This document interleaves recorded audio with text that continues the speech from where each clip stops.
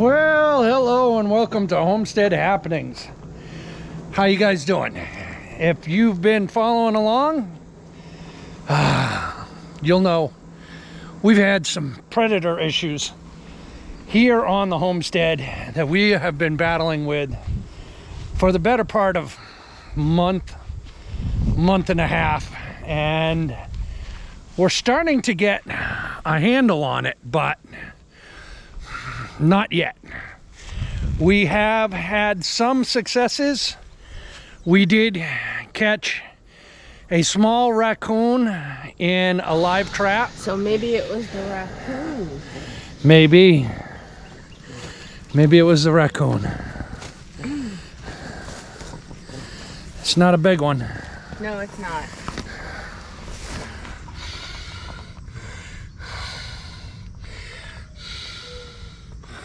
But that's part of our predator problem. It is. And he's just gotta go. Yeah, he's got to go away. So not only did he come after the chickens, but he's obviously like Getting into the melons. there's a melon. If you look over here. Like I have honeydew melons and he's just eating them. Yeah, he is. All right, let's take care of this. And that was fortunate for us because we didn't think the raccoons were up there. So that was a hidden predator that we didn't know about up there. We thought the raccoons were just down here at the chicken coop. So if you saw the last video, you'll know we did take some preventative measures for the chicken coop, and so far those seem to be working very, very well. We barricaded off the back side of it here, and I'll leave a link down below to that video, but we also ran hot wire all the way from this front corner all the way around the back to this corner over here, and we have a light that helps us over here, and then it goes all the way around their outdoor enclosure. And Missy hasn't had a lot of trouble with losing chickens since we've done that. So that preventative measure over here, at least for now, has worked out for us, but we know that they're still here. That one little raccoon is not the only raccoon we have, guys. I mean, I'm butted right up against forest all the way around me, nothing but pine forest, and there's plenty of raccoons out there, and foxes and coyotes and all kinds of other stuff, but we haven't really had a lot of problems with foxes lately, knock on wood. Mostly it's been armadillo, groundhog, and squirrel as far as we can tell. And I'm gonna take you up front and I'm gonna show you. We did catch a groundhog up there on our surveillance cameras that has been coming around quite a bit. He is quite the large groundhog, even as groundhogs go. So he needs to go away, and I will show you why he's spending so much time up front.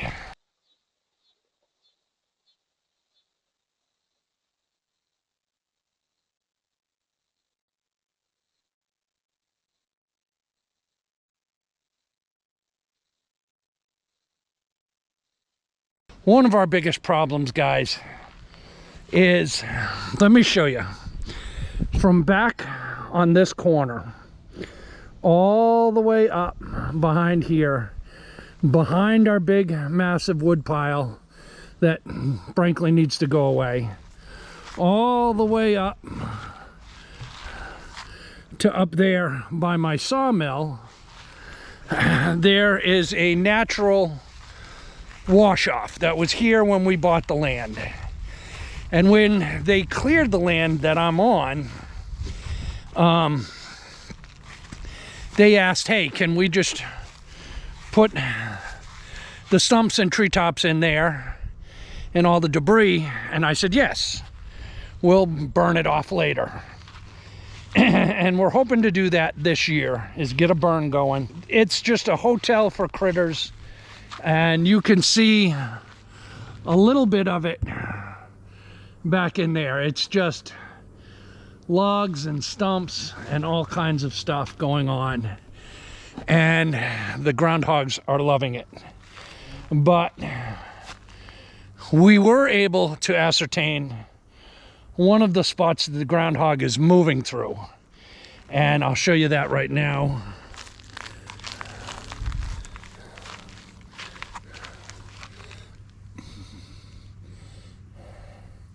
And I don't know if you can see it, guys, but I have a snare trap set up there. So I'm hoping to catch him there, because the live trap it's a hard way to catch groundhogs, to be honest with you.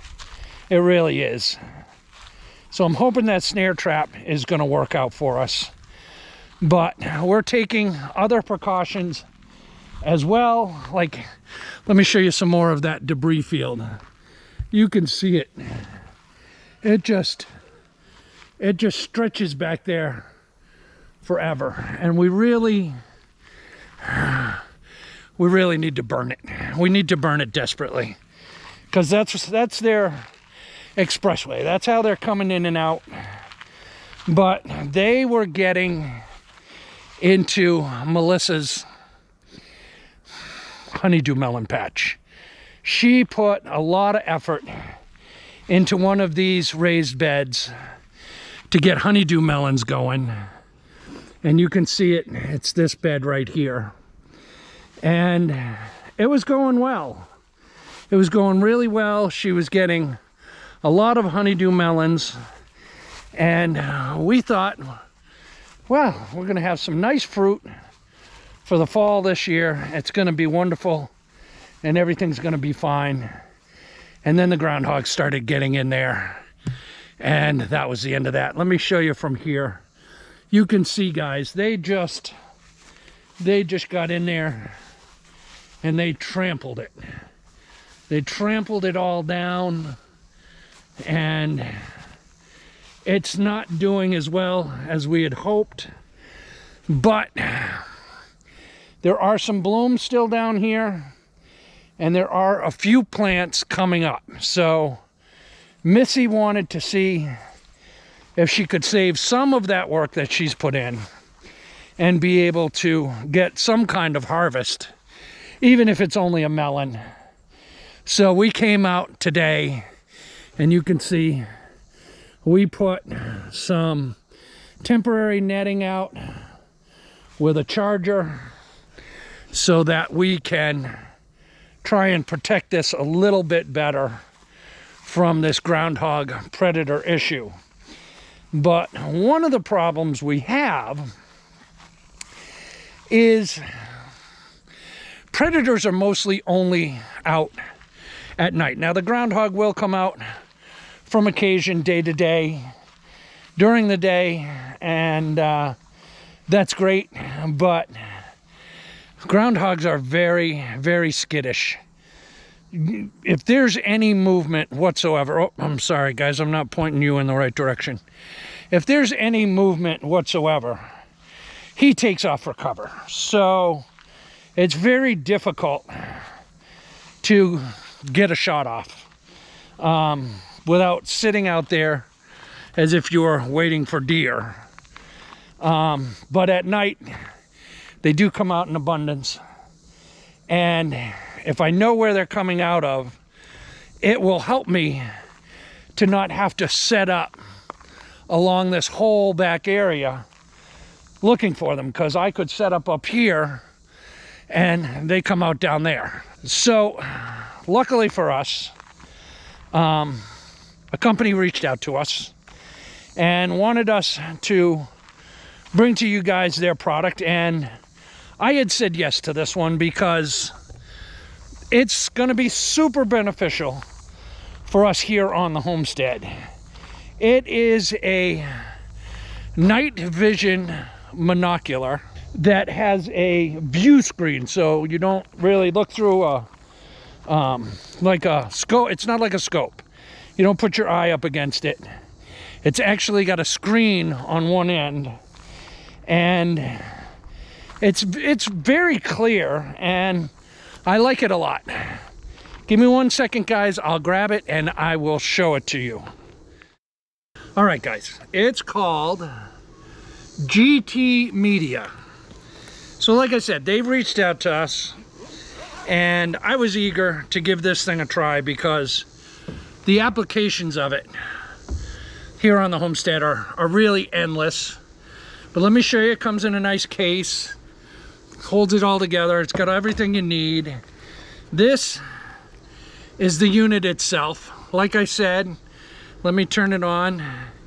Instead of like a reticle or some kind of scope, like, see if you can see that, it's got a screen.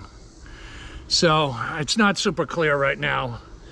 It's got a screen on it, and it sees both during the day and in infrared, which is super nice. I'm going to show you a little bit of the footage that I got while we're talking. You're going to have to excuse me if it's a little bouncy.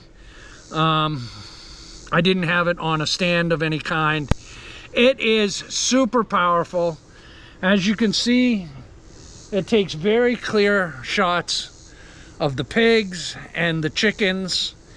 And then once again at night, if we hear the chickens sounding off or something, we can use this without revealing ourselves and look over there and check on the pigs and the chickens and other areas of the yard. So I'm pretty happy with the unit itself. I've only used it a limited amount of time. I have come out here at night looking for predators, but I haven't set it up and sat out here for a long distance of time, but I will very shortly. We did take it over to a friend of ours' farm to check out how it would work for some of you all who may have a much larger piece of property, and let's say you have 100 acres or 50 acres, and you have sheep or goats or cattle, what have you, in your back pasture, and you hear something going on in the middle of the night. Well, as you can see, this thing saw a distant pasture, which was easily a quarter to a third of a mile away, pretty clearly. And you could look out there and see what's going on. So there's applications all over the place for this product. And then, of course, guys, we don't even have to go into the applications for this come hunting season, because that's a game changer. When I go to get in my tree stand, which is in my woods back here, you know, it's every hunter's nightmare, really, that he's headed off to his tree stand in the middle of the night, creeping along super quiet, and ends up spooking deer that he never sees and never hears, and he's scared them out of the area, and then he sits in his tree stand for 6 or 8 hours and nothing happens. Well, with this, I can actually look into the woods before I even go in there and see if there's any activity in the area, because I would rather give up a day of hunting and not spook the deer away than force a bad issue and head in there, because if I just head in there and spook them away, they're not coming back for weeks at a time. So I'm very happy with GTMedia. They gave us a discount code for 10%.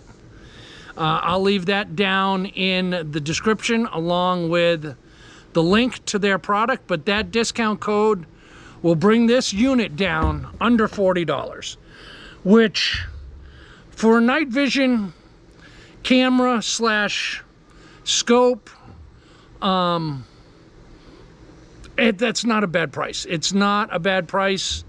If you have predators, if you have livestock you want to keep an eye on, or for the hunter out there, it's not meant to be mounted on a firearm, but it will let you know what's in the area. So we're very happy with it.